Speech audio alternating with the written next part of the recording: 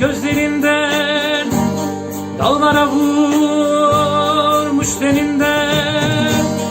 Kanar yüreğim geceden, mazlum gülüşüne canım, sakla beni ya.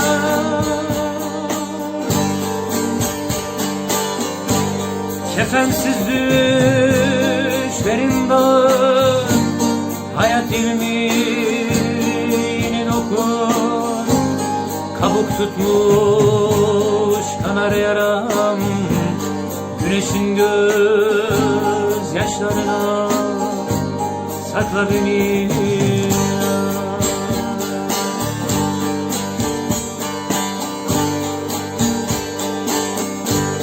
Kefensiz düşlerin dağı, hayat ilmini doku, kabuk tutmuş kanar yaram, güneşin göz yaşlarına sakla beni.